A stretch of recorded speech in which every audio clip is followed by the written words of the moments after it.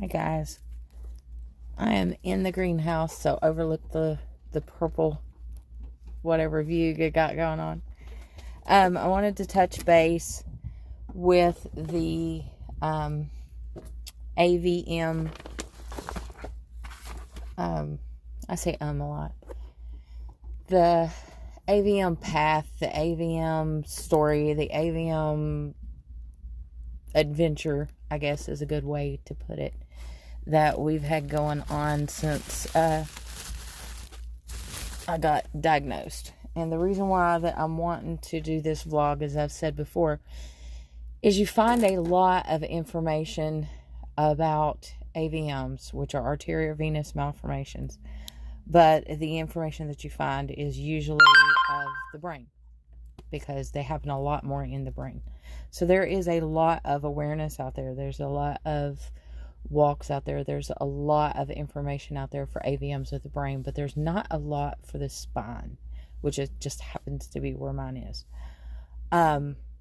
So people like me that are researching, that are looking, trying to find the, people that have been through the surgeries, that have been through that experience, they really can't find it because nobody has shared anything like this. So that's why I wanted to do this.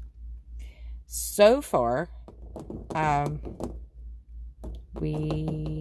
did I get my diagnosis? Maybe October, November, I think October. We have waited, it is now January the 9th. We have waited for surgery date, and I was kind of losing hope that I would actually get a surgery date. But they called today and said for me to come in Wednesday, and we would do the consent paperwork, and we would get a surgery date. As soon as I hung that phone up, my stomach just kind of went thunk, because it became real. And no matter how much I was pushing for it, no matter how much I was really wanting that to hurry up and so I could get that over with, knowing that it was time to go in and get that, I mean, my stomach just kind of, and I really had a panic attack, because I am on that AVM survivors page and talking to people on there, and kind of touching base with the people that has had this happen, and listening to their stories has really got me spooked, not gonna lie. Because no matter how many surgeries I've had, which is in the up here numbers, I was mobile, with my ankle being broken and with my ankle surgery, I was still up on my knee scooter. I was still moving around. I still had control. And I think that's the biggest thing with this, is I have no control over what's going to happen. I don't know if they're going to get in there and bump a nerve they don't need to bump, or if my nerves are going to swell up and it's going to make it hard for me to walk for a while. I'm just really not sure. And because there's so much lack of information about this, that I cannot get a definitive of what to expect, it's really freaking me out. But I have kind of thought today, I've run my mind in circles around this, and I have decided that I really got to get my mindset right. I've really got to get that positive affirmations going, and just know that everything's going to be okay, that no matter what it is, I can handle it. And, if I don't get the things done beforehand, or if I don't get to do the things I want to do this spring and summer, there's always next year. And I could just, like I had to with the ankle issue, I had to just kind of think, if I can't do it this way, find a way I can, or enjoy the things that I can do. And I've got to get my mind back to that. So it is what it is. But it seems like the progression of my squishy, as we call it, has sped up a little bit. It is swollen more at the base of my spine than usual. It's giving me a lot more pain than usual. I try not to let people know, just simply because that's who I am. But it is starting to ache a lot, into my hips, down into my legs, and it's starting to affect my sleep.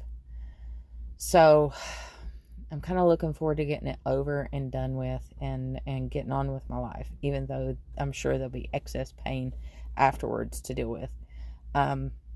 Just knowing that, we'll get that over and get it out of there. Because evidently, from what I'm reading, we had no idea what it was. All my life, we just knew I had a pouch. I had this swollen area in the bottom of my back. And up until probably my 30s, it stayed pretty much right there. And then into my 30s, it started to progress and started to get bigger and started to spread. And now it's going up and out. So I never really paid much attention. But with what we have found out now, evidently I'm pretty lucky. Because it seems like, from what we're reading, if it's accurate, if there had been a bleed in there, if something had ruptured, it had the potential to paralyze me. And we all know I'm not the most graceful thing on the planet. So I was pretty lucky with that. So that's kind of why we were adamant to go ahead and get that the heck out of there. So just fingers crossed that this will go smooth. They said that if it's more on the top layer, that it's not going to be that bad. They can take that out. The excess skin that has gone there, since the pouch is large, they can just use that to cover. If it is down more into the muscle, they're going to have to move part of the muscle from here down to fill that hole, or part of the muscle from my butt cheek up. So kind of got the fingers crossed that it's not as deep, and then it won't be as bad. So knock on wood that was. So that's where we stand at the moment. If anybody is going through the same thing, if you have searched this video out for that, please comment below. Find me on other social media accounts. Under my Snapchat is still the JKNA, like the others. I'm on Instagram. I'm on a few other social media accounts. But if you shoot me a message down below, I will make sure to touch base with you, and we can compare notes. But if you don't want to do that, just give me a thumbs up if you like the video. If you go ahead and hit the little bell thingy on the side, then you'll be notified when I do a new video, because I'm going to try to document this throughout, so that there is something out there if people are looking. So if you're interested, make sure you hit that little bell thingy, and you will be one of the first ones to be notified. So thanks for watching. I hope everybody's good, and enjoy the full moon tomorrow. Bicycle.